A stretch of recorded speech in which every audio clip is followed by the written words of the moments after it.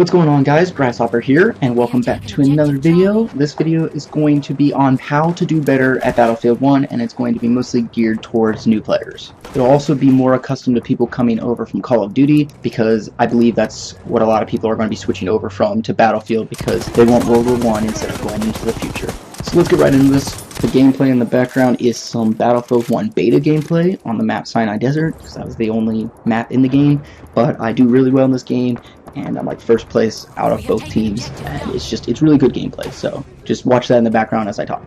First off, I'm going to go over everything in Battlefield 1 and comparing it to other shooter games like Call of Duty.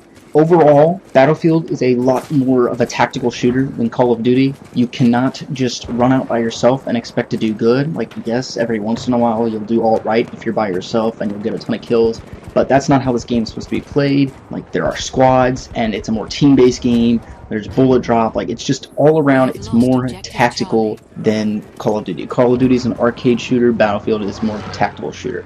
So you want to play more as a team in Battlefield 1, and you also want to use cover more effectively because you can almost die faster. There are vehicles, the maps are bigger, there's destruction of buildings and stuff. The game modes are different, the classes are different because there are kits, and you can't just create a totally custom class. The weapons will feel different, there's bullet drop, the maps have dynamic events, like a sandstorm was in the beta for Sinai Desert, there's vehicles, just everything is completely different, and you're going to have to adapt or you're not going to do well.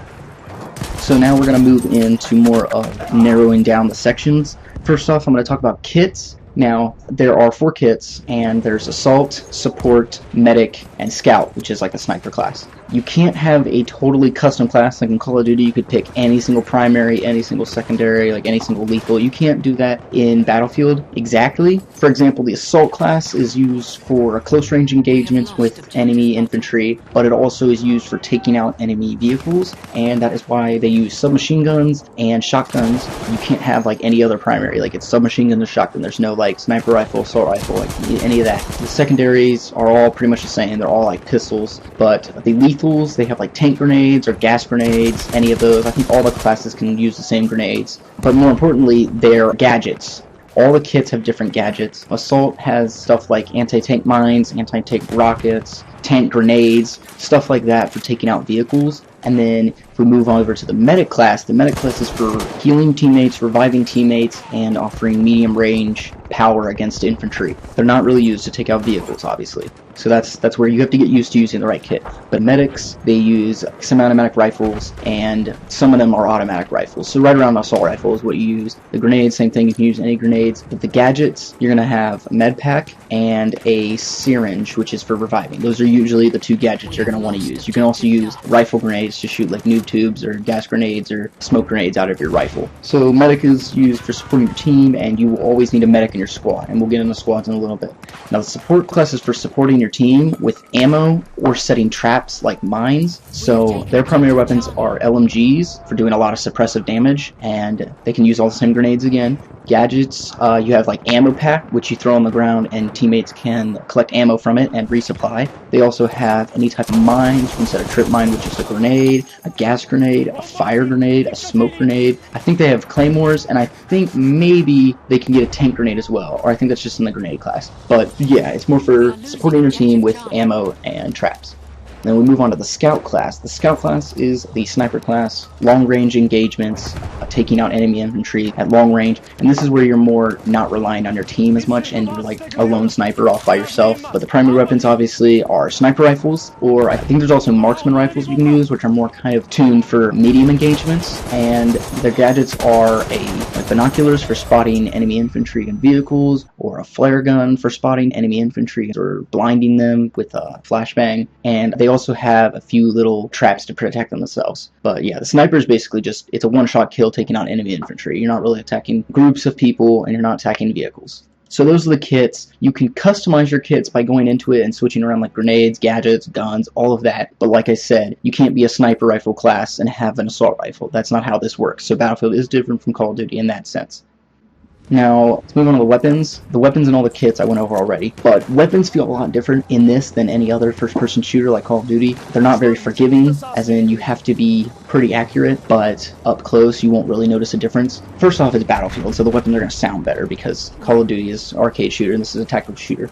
But there is a lot more recoil. You're going to want to feather your shots, which means just short bursts, not holding down the trigger if it's an automatic. If you're using an LMG, you're fine. You can just hold that trigger down and just hose them. Especially the sniper rifles, you're going to notice it a lot. There is bullet drop, so you have to place your sights above the target, and if they're moving, you have to lead them. Now, there's one thing you can do to your weapons. You can check if they have different firing modes, because some of them can be cycled between semi-automatic or automatic, or burst and automatic or semi-automatic. So, to change that on Xbox, if you press the D-pad up on a weapon, you can cycle the firing mode, so that will change it from automatic to semi-automatic or burst fire, but that's only if that weapon can do multiple firing modes. And then, for sniper rifles and long-range guns, mostly sniper rifles, you can cycle the firing distance, or it's called zeroing, and that makes the effective range of the gun go up or down, and that's pressing down on the D-pad for Xbox, and that'll change it from like 0 meters, which is just close range, 100 meters, 150, to up to 1,000 with some of the high-powered sniper rifles. You can get by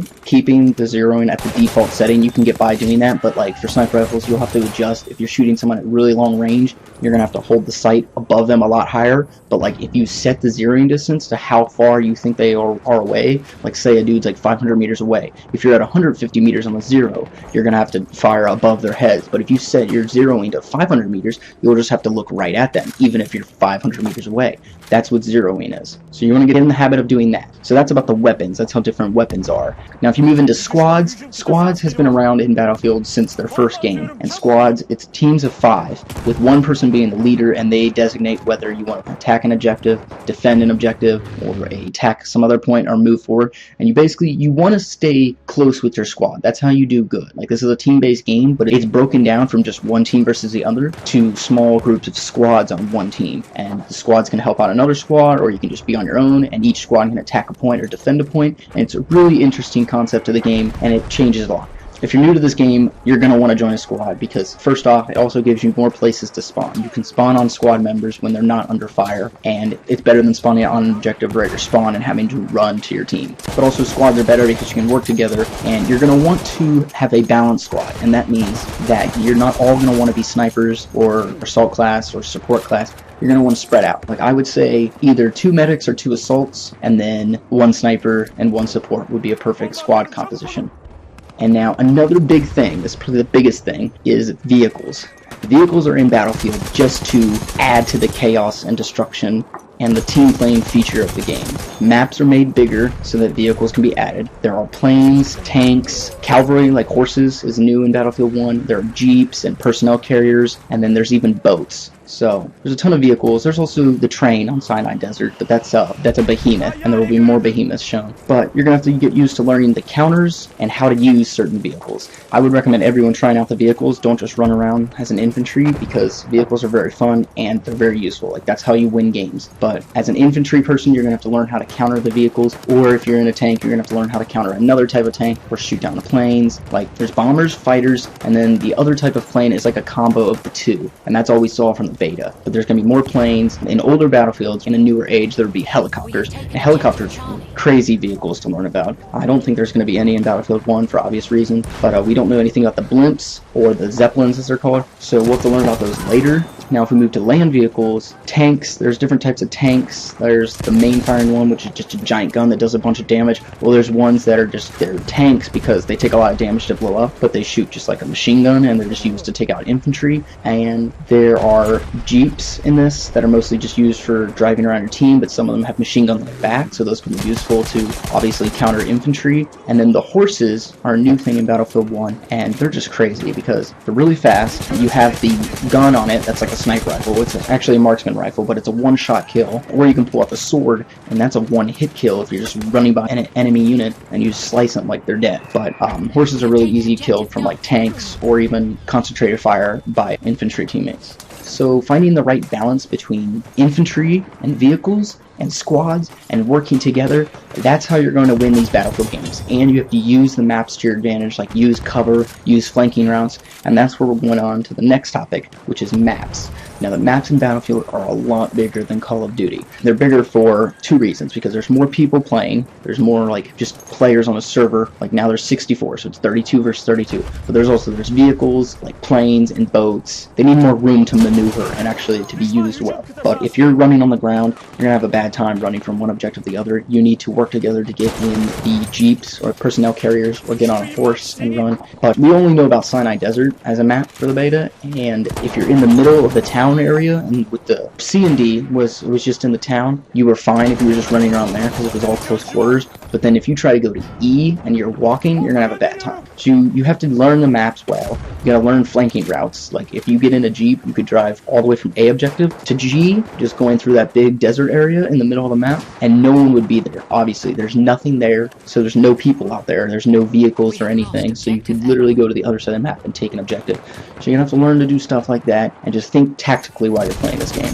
Now, if we move on to the game modes are a little different from the game modes in Call of Duty. The most well-known game mode in Battlefield is Conquest, and this would be compared to Domination in Call of Duty. The scoring for Conquest has changed with Battlefield 1, so I'll just talk about the Battlefield 1 version of it. If you heard anything about like the Battlefield 4 and below scoring system, do not follow that, because that scoring system is not in Battlefield 1. Now, in Battlefield 1 Conquest, there are flags on the map, and obviously your teams start on two sides, and you want to take the points. For every flag you have, you get a point. I think it's like a point every second or every couple seconds. But you want to hold more flags than the other team to get more points and beat them. You don't get any type of points for taking an objective, or like when you take an objective, you're going to get a point for that objective every 3 seconds or whatever, but like there's no bonus for taking one or neutralizing one or defending. Like you don't get points for that. If you have a point, do not let the enemies take it, because you will continue to keep making points from that flag. So in Conquest, just try to take as many objectives as you can, and that's how you win the game. So use your team, use vehicles to take the objectives and win. Now, the other game mode is Rush. This is the other common game mode in Battlefield. Rush is compared to like Demolition in Call of Duty, and it is where there are 2 points in a sector, and there's like 5 sectors to the map. Attacking and defending team, the attackers are supposed to blow up the objectives, and the defenders have to stop them from blowing it up. But it seems right now that the attackers have kind of an advantage, because it seems a lot easier for them. They get more vehicles, but those are just on one map, Sinai Desert, so we don't know yet. But if the attackers take out the 2 objectives in the first sector, defenders will fall back to the next sector, and then attackers will start attacking that. But as the attackers go, as they keep blowing stuff up, it will get progressively harder for them, because these sectors get easier for the defenders to defend. Like there's more buildings, there's more cover for them to like sit back and fire at you or set traps, and the attackers have a longer way to run because they're running all the way from their spawn to that new sector, and the defenders are just right there in that sector. It's a pretty equal battle, it's a pretty fun battle, there's less players. I would recommend any new players try out Conquest first, but these are just the 2 beta game modes, but they're also the most common game modes. There's also, you know, Team Deathmatch. There will probably be an all-vehicle game mode, like all tanks, or there will definitely be like all planes and zeppelins, like a fighter mode. But there's going to be more game modes than just these 2. If you played the beta, like you're right, there's a lot more stuff coming in this game. And then overall, the scale of battle in Battlefield 1 compared to other shooters is just far greater. Like I said, it's 64 people in a server on a map at one time. 32 on 32 battle with tons of squads filled with 5 people on each side. And just how many people and vehicles you're going to run into, it's just great. That's why the maps are so big, and you're just going to have to get used to fighting a lot more people. You cannot go off on your own and expect to do good. You need to use cover, you need to flank, you need to work as a team, you need to get used to the vehicles, learn how to counter vehicles, learn the best kits to use to help your team and to help yourself, and just try to stay alive and take objectives. And that's another thing. The objectives are what win games, not kills, unless you're playing Team Deathmatch. You gotta go after the objectives all the time. Work as a team to take the objectives. So that's all I have to say about how to be good at Battlefield 1. These are the tips. These are more beginner tips, and I hope they help you out. I also hope you enjoyed this video. If you did enjoy this video, I would appreciate a like and subscribe, but that's not necessary. I hope you all have a good day, and goodbye.